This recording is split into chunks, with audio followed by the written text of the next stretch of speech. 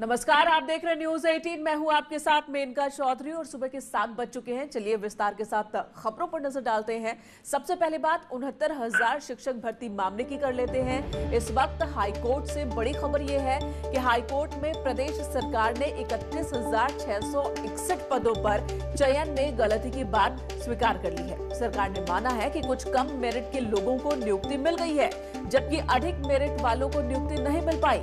महाधिवक्ता राघवेंद्र सिंह ने video conferencing के जरिए कोर्ट को जानकारी दी। उन्होंने कहा कि एनआईसी और बेसिक शिक्षा परिषद से गलती हुई है। इस गलती की जांच के लिए सरकार ने एक कमेटी का गठन भी किया है। उन्होंने कहा कि जो भी गलतियां हुई हैं उन्हें सुधारा जाएगा। प्रदेश सरकार गलत चयन रद्द करेगी। कम गुणांक वालों को दिया गया नियुक्ति पत्र निरस्त किया जाएगा। अधिक गुणांक पाने वालों को ये नियुक्ति पत्र दिया जाएगा। संजय कुमार यादव और दूसरे कई लोग जिनकी याचिका पर सुनवाई हुई, 17 नवंबर को मामले की अगली सुनवाई होनी है। जस्टिस अजीत कुमार की एकल पीठ में ये सुनवाई हुई। सर्वेश दुबे हमारे सहयोगी प्रयागराज से इस वक्त हमारे साथ मौजूद हैं। सर्वेश, उत्तर प्रदेश की अगर हम बात करें, यहाँ शायद ही ऐसी कोई भर्ती होगी जो कि विवादों में ना हो। अब ये 69,000 शिक्षक भर्ती मामला, सरकार ने तो इस बात को मान लिया है कि हाँ गलती हुई है, कमेटी का गठन भी हुआ है, लेकिन इस गलती को सुधारने में और कितना वक्त लगेगा? जो शिक्षक है, जो नौकरी के इंतजार में है, वो इसी सवाल का जवाब चाहते हैं। देखिए, 69,000 भर्ती को लेकर विवाद शुरू हो गया था और इस मामले में सुप्रीम कोर्ट के आदेश के बाद योगी सरकार ने 31,661 पदों के लिए भर्ती करने का फैसला किया था और इस मामले में 31,277 अभ्यर्थियों को काउंसलिंग के लिए बुलाया गया और 14 और 15 अक्टूबर को काउंसलिंग के बाद 16 अक्टूबर को उन्हें नियुक्ति पत्र दे दिया गया। लेकिन तमाम कैंडिडेट्स थे जो कि इलाहाबाद हाईकोर्ट की शरण में गए, उन्होंने ये कहा कि उनकी दलील ये थी कि उनका गुणांक ज्यादा है, जबकि उनसे कम गुणांक यानी कम मेरिट वाले अभ्यर्थियों को नौकरी दे दी गई है। इसी मामले में इलाहाबाद हाईकोर्ट की एकल पीठ ने, जस्टिस अजीत की एकल पीठ ने सुनवाई की और कोर्ट में महाधिवक्ता ने राज्य सरकार का पक्ष रखा था और उन्होंने ये स्वीकार किया कुछ इसमें गलतियां हुई हैं, जिसकी जांच के लिए राज्य सरकार ने एक कमेटी गठित की है और राज्य सरकार जल्दी ही इसमें उचित निर्णय लेगी। जो पात्र लोग हैं उनको नौकरियां दी जाएंगी और जो पात्र नहीं है उनको निकाला जाएगा। हालांकि देर रात तक ऑर्डर अपलोड नहीं हुआ। विभाग की एक आपत्ति भी आ रही थी। विभाग का ये कहना है कि ये बात गलत है, लेकिन अभी जो अधिवक्ता हैं याचियों के, उनकी ओर से यही कहा गया है कि इस तरह से सरकार ने अपनी गलती मान ली है और इस मामले में अब जो है ये कहा जा रहा है कि जो याची हैं उनको नौकरी मिलेगी और इस मामले की सुनवाई 17 नवंबर को लगाई गई है। सरकार ने मान लिया कि गलती हुई है और गलती को दुरुस्त किया जाएगा, तो उम्मीद करते हैं कि बहुत जल्द इस मामले का निपटारा हो जाए और जो वाकई जो पात्र कैंडिडेट है उनको नौकरी मिल जाए। हालांकि ये भी देखने वाली बात है कि उत्तर प्रदेश में जो ये 69,000 शिक्षक भर्ती मामला है, ये शायद उन तेजी से भर्ती वाले मामलों में ही शुमार हो, इतने अड़चनों के बावजूद। धन्यवाद सर्वेश इस वक्त पूरी जानकारी देने के लिए। इधर हाथरस केस में जांच लगातार जारी है। हर दिन सीबीआई हाथरस केस से जुड़े लोगों से पूछताछ कर रही है। इस मामले को लेकर सीबीआई की टीम ने अलीगढ़ जेल में बंद 4 आरोपियों से करीब 8 घंटे तक पूछताछ की। दरअसल हाथरस की बेटी के साथ गैंगरेप कर हत्या करने का आरोप है। इस मामले में जांच में जुटी सीबीआई की टीम ने संदीप सिंह, लवकुश सिंह, रवि सिंह और राजकुमार सिंह से पूछताछ की है। इस वारदात के बाद पीड़िता को सबसे पहले अलीगढ़ जेएन मेडिकल कॉलेज में भर्ती कराया गया था और ऐसे में सीबीआई की टीम ने उन डॉक्टर से भी पूछताछ की जिन्होंने पीड़िता का इलाज किया, क्योंकि सवाल इस बात को लेकर है कि जब पीड़िता को भर्ती कराया गया था तब हालात कैसे थे और जब पीड़िता को इलाज के लिए दिल्ली रेफर किया गया तब हालात कैसे थे। पीड़िता ने इलाज के दौरान कुछ बताया या नहीं बताया, इन सभी सवालों के जवाब ढूंढने की कोशिश में लगातार सीबीआई की टीम जुटी हुई है।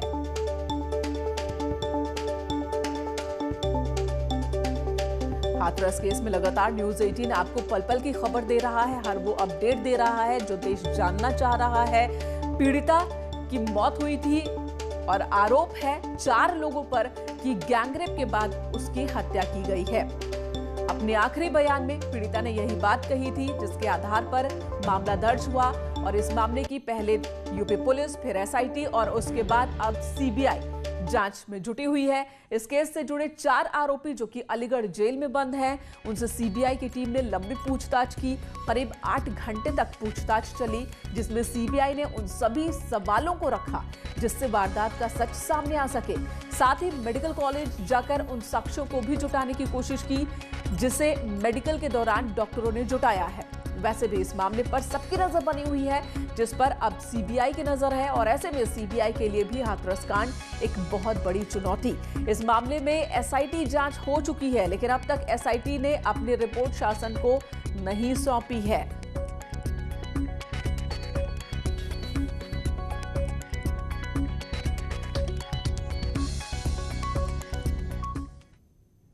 लखनऊ से बड़ी खबर, जहां पर आत्मदाह की कोशिश का मामला सामने आया। विधानसभा के सामने आत्मदाह की कोशिश, पुलिस ने 2 पत्रकारों को हिरासत में लिया। आत्मदाह के लिए उकसाने के आरोप में इन पत्रकारों को हिरासत में लिया गया। शमीम और नौशाद नाम के ये पत्रकार जो हिरासत में लिए गए, सुरेंद्र चक्रवर्ती को आत्मदाह के लिए उकसाने का आरोप इनके ऊपर लगा। गंभीर हालत में सुरेंद्र को सिप्स में भर्ती कराया गया। ये तस्वीरें देखिए, कल की तस्वीर है। शमीम नौशाद नाम के 2 पत्रकारों को हिरासत में लिया गया। इन पर आरोप है कि इन्होंने सुरेंद्र को उकसाया था आत्मदाह के लिए, जिसके बाद ही उसने आत्मदाह की कोशिश की। वहां मौजूद पुलिसकर्मियों ने उसे बचा लिया, उसे हॉस्पिटल ले जाया गया, लेकिन उसकी हालत देखी कि वो झुलस गया है। सुरेंद्र नाम है इस शख्स का जिसे सिप्स में भर्ती कराया गया। इधर बीजेपी नेता और पीलीभीत से सांसद वरुण गांधी का एक कथित ऑडियो वायरल हो रहा है। बताया ये जा रहा है कि ऑडियो पीलीभीत के एक शख्स से बातचीत का है। वायरल ऑडियो में वरुण गांधी से सर्वेश नाम का एक शख्स मदद के लिए रात में कॉल करता है, तो वरुण गांधी उसे भला बुरा कहते हैं। वायरल ऑडियो में वरुण गांधी को यह कहते हुए सुना जा सकता है कि वो सर्वेश नाम के शख्स से कह रहे हैं कि उसके बाप की औकात नहीं जो आधी रात में उसका काम करे। हालांकि न्यूज़ 18 यूपी उत्तराखंड इस वायरल ऑडियो की पुष्टि नहीं करता, लेकिन सुनिए जरा कि इस ऑडियो क्लिप में आखिर है क्या। काम है। हेलो जी नमस्ते भैया। नमस्ते। भैया सर्वेश बोल रहे हैं। कहाँ से? पीलीभीत से। बोलिए भैया हमारी दुकान है ना। भैया 9:30 बजे रात को फोन करने का समय नहीं होता। अगर आप मुझे बात करना है तो आप सुबह मुझे फोन कर लीजिए। भैया अभी काम था इसलिए मैंने कर दिया। जी बट मैं आपके बाप का नौकर तो नहीं हूँ ना कि मैं 10 बजे रात को आपसे बात करूँ, है ना? हेलो, अगर आपको 12 बजे रात को काम है तो आई एम सॉरी, मैं 12 बजे रात को या 10 बजे रात को बात नहीं कर सकता। आप शरीफ आदमी की तरह दिन में फोन करिए। सर हम आपके सर मतलब क्षेत्र के सर जनता है सर, आप नहीं सुनेंगे और कौन सुनेगा सर? और कोई सुनेगा, सुबह में सुनूंगा। मैं आई एम सॉरी, मैं आपका नौकर नहीं कि मैं 10 बजे रात को और 11 बजे रात को सुनूं। ठीक है, आप कहाँ से बोल रहे हैं? सर पीलीभीत से बोल रहा हूँ। नहीं, आप किस जगह से पीलीभीत में बोल रहे हैं? जी पकड़िया 9 से। नहीं, ये कोई समय है मुझे फोन करने का? हेलो जी नमस्ते भैया। नमस्ते। भैया सर्वेश बोल रहे हैं। कहाँ से? पीलीभीत से।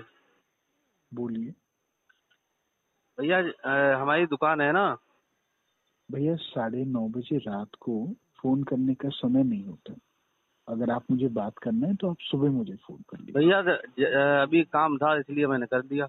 जी बट मैं आपके बाप का नौकर तो नहीं हूँ ना कि मैं 10 बजे रात को आपसे बात करूं, है ना? हेलो, अगर आपको 12 बजे रात को काम है तो आई एम सॉरी, मैं 12 बजे रात को या 10 बजे रात को बात नहीं कर सकता। आप शरीफ आदमी की तरह दिन में फोन करिए।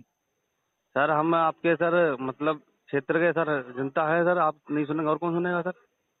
और कोई सुनेगा, सुबह में सुनूंगा। मैं आई एम सॉरी, मैं आपका नौकर नहीं कि मैं 10 बजे रात को और 11 बजे रात को सुनूं। ठीक है, आप कहाँ से बोल रहे हैं? सर पीलीभीत से बोल रहा हूँ। नहीं, आप किस जगह से पीलीभीत में बोल रहे हैं? जी पकड़िया 9 से। नहीं, ये कोई समय है मुझे फोन करने का? हाँ, क्या हो रहा है? क्या पुलिस आपको गिरफ्तार करने आ रही है? हाँ सर, चौकी पे बैठे हैं ना। नहीं, क्या मामला हो गया? सर चलो कोई बात नहीं सर, छोड़िए। चलिए छोड़िए। तो इलेक्शन के वक्त नेता तो यही कहते हैं कि हम आपके नौकर हैं, हम आपके सेवक हैं, आपकी सेवा करेंगे, लेकिन जीतने के बाद क्या करते हैं? अगर ये कथित वायरल ऑडियो क्लिप वाकई वरुण गांधी का है तो पीलीभीत की जनता भी सोच रही होगी कि आखिर जिस परिवार को लंबे वक्त तक जिताकर लोकसभा भेजती रही, पहले मेनका गांधी और अब वरुण गांधी, और वहां पर वरुण गांधी का बिहेवियर, उनका व्यवहार पीलीभीत की जनता के साथ आपने देख लिया इस वक्त। अगली खबर का रुख करते हैं समाजवादी पार्टी से। जब शिवपाल यादव का नाता टूटा तब से कई बार उन्होंने इशारों में समाजवादी पार्टी में शामिल होने का बहाना खोजा है, लेकिन अखिलेश यादव के हाथ आगे नहीं बढ़ाने की वजह से शिवपाल यादव अब तक नहीं जुड़े। लेकिन अब अखिलेश यादव ने हाथ आगे बढ़ाया, शिवपाल यादव का रास्ता साफ होता दिख रहा है। अखिलेश ने तो यहां तक कहा कि सबके लिए पार्टी के रास्ते खुले हैं, जो आएगा उनका स्वागत है। वहीं बीजेपी बलिया में गोलीकांड के बाद सियासी विवाद में आ गई, क्योंकि बीजेपी के विधायक आरोपी के समर्थन में आकर खड़े हो गए हैं। आज समाजवादी पार्टी ने हाथरस कांड के बहाने कानून व्यवस्था के खिलाफ जमकर हल्ला बोला। कल की तस्वीर हम आपको दिखा रहे हैं। शहर शहर समाजवादी पार्टी विधायक, सांसद और कार्यकर्ताओं ने विरोध प्रदर्शन किया, और इसी बीच सीबीआई विधायक विनय शंकर तिवारी और उनकी पत्नी रीता तिवारी ने के खिलाफ एफआईआर दर्ज कर नोएडा, लखनऊ और गोरखपुर के ठिकानों पर छापेमारी कर मुश्किल बढ़ा गई। ऐसे में कह सकते हैं कि सीबीआई ने ऐसा जाल बिछाया जो तिवारी फैमिली के लिए जी का जंजाल बन चुका है। चलिए बात शिवपाल यादव की करते हैं। संभल में शिवपाल यादव ने एक बार फिर से बड़ा बयान दिया है। उन्होंने साफ कर दिया है कि पहली प्राथमिकता अखिलेश यादव ही है, यानी कि शिवपाल यादव अखिलेश यादव के साथ चलने को तैयार है। अगर अखिलेश यादव ने हाथ बढ़ाया तो शिवपाल साथ साथ चलने को तैयार है। उन्होंने साफ कर दिया है कि हमारी पार्टी की प्राथमिकता समाजवादी पार्टी है, जिसके साथ गठबंधन कर मैदान में उतरने के लिए वो तैयार है। विरोधियों के खिलाफ साथ मिलकर लड़ने की इच्छा उन्होंने जाहिर की। मतलब साफ है कि अगर अखिलेश यादव घर की लड़ाई को पीछे छोड़ते हैं तो एक बार फिर शिवपाल यादव के साथ होंगे वो। इस तरह के बयान पहले भी आ चुके हैं, लेकिन अखिलेश यादव ने अब तक सिर्फ पार्टी का रास्ता खुला होने की बात कही है। दूसरों पार्टियों के लिए चाचा शिवपाल यादव के न्योते को एक तरह से नकारते हुए दिखाई दे रहे हैं। लेकिन अब देखना होगा कि अखिलेश यादव चुनावी मूड में को देखते हुए आगे का उनका रिएक्शन क्या होता है। अभी तक हम आपको बता दें, समाजवादी पार्टी से जब शिवपाल यादव अलग हुए उसके बाद से कई बार उन्होंने यही संकेत देने की कोशिश की है और यही कहा है कि अगर पार्टी में सम्मान मिले, उचित सम्मान मिले, तो वो पार्टी के साथ गठबंधन को तैयार है। हालांकि इससे पहले कई बार ऐसे भी कयास, ऐसे भी अटकलबाजियां हुई कि समाजवादी पार्टी में पीएसपी का विलय हो जाएगा, लेकिन शिवपाल इस पर अड़े रहे कि पीएसपी का विलय नहीं होगा बल्कि गठबंधन होगा जब भी होगा। और अब एक बार फिर शिवपाल यादव की ओर से ये संकेत दिए गए हैं कि पीएसपीएल और समाजवादी पार्टी मिलकर विरोधियों के खिलाफ मैदान में उतर सकती है। इधर मुख्यमंत्री योगी आदित्यनाथ के लिए बिहार में ताबड़तोड़ रैलियों का कार्यक्रम तय किया जा चुका है। केंद्रीय नेताओं को छोड़कर सीएम योगी आदित्यनाथ की बिहार में सबसे ज्यादा रैलियां होनी है। केंद्रीय नेतृत्व की तरफ से बिहार के सियासी समीकरण को देखते हुए अलग अलग नेताओं के कार्यक्रम के तहत पहले चरण में बिहार के अलग अलग 6 स्थानों पर यूपी के सीएम योगी आदित्यनाथ की रैली होगी। बिहार दौरे पर आने वाले योगी 6 दिनों में 18 रैलियां करेंगे, यानी कि औसतन योगी की बिहार में एक दिन में 3 स्थानों पर जनसभाएं होंगी। सीएम योगी की बिहार में पहली रैली आज यानी कि 20 अक्टूबर को होनी है। आज सीएम योगी बिहार के कैमूर, अरवल और रोहतास में जनसभाएं करेंगे। तो हम लगातार देख रहे हैं कि इलेक्शन चाहे साउथ इंडिया में हो या फिर इलेक्शन उत्तर भारत में हो, सीएम योगी आदित्यनाथ की बतौर स्टार प्रचारक डिमांड हर तरफ है। पंचांग के अनुसार 20 अक्टूबर 2020 यानी कि आज अश्विन मास के शुक्ल पक्ष की चतुर्थी तिथि है। नवरात्रि का ये चौथा दिन है। नवरात्रि के चौथे दिन मां कुष्मांडा देवी की पूजा अर्चना की जाती है और ये तस्वीरें हम आपको दिखा रहे हैं। कुष्मांडा देवी की पूजा अर्चना आज चौथे दिन होती है। हर तरफ मंदिरों में नवरात्रों के दौरान जयकारे की आवाज गूंज रही है। मां का दरबार तैयार है और श्रद्धालुओं की बड़ी संख्या देखने को मिल रही है। हालांकि कोविड की वजह से सभी मंदिरों में कोविड प्रोटोकॉल का पालन भी जरूरी किया गया है, जिसका पालन हो रहा है। इस वक्त हमारे साथ हमारे सहयोगी शबाब लखनऊ से हमारे साथ जुड़ चुके हैं। श्याम तिवारी हमारे साथ कानपुर से मौजूद हैं। सबसे पहले मोहम्मद शबाब के पास चलते हैं। शबाब, वहां पर तस्वीर दिखाइए, किस मंदिर के पास इस वक्त आप मौजूद हैं और किस तरह से वहां पर श्रद्धालु पहुंच रहे हैं? देखिए, आज नवरात्रि का चौथा दिन है, माँ कुष्मांडा की पूजा की जा रही है और कोरोना का जो है जो असर है वो भी बड़ा साफ तौर से मंदिरों में नज़र आता है। सबसे पहले मंदिर प्रांगण की तस्वीर आपको दिखा रहे हैं, जहाँ पर नवरात्र के आम दिनों में बहुत बड़ी भीड़ रहती थी, उन दिनों में यहाँ पर बहुत गिने चुने मंदिर में ही श्रद्धालु पहुँच रहे हैं और कोविड के प्रोटोकॉल को जो है वो फॉलो कराया जा रहा है। मंदिर में अमूमन घंटे को भी बांध दिया गया है ताकि किसी भी तरह से श्रद्धालु जो हैं वो घंटा ना बजा सकें और कोविड का जो और इसी की जरूरत है, इसी जागरूकता की जरूरत है कि लोग कम पहुंचे मंदिरों में। मंदिर खुले जरूर हैं लेकिन अपनी जान की रक्षा हर किसी को सतर्क रहना चाहिए इस चीज के लिए। और इस वक्त श्याम तिवारी कानपुर से हमारे साथ मौजूद है, उनसे भी जान लेते हैं। श्याम, हमने सावन के दौरान देखा मंदिरों में लोग न के बराबर पहुंचे थे, लेकिन अब जबकि अनलॉक पूरी तरह से लगभग हो चुका है पूरे देश में और तमाम मंदिर भी खुल गए हैं, तो और उसके बाद ये सबसे बड़ा त्योहार कह सकते हैं पूरे भारत में, तो कानपुर की क्या स्थिति है? वहां पर लोग पहुंच रहे हैं या वहां पर भी लखनऊ जैसा ही आलम देखने को मिल रहा है?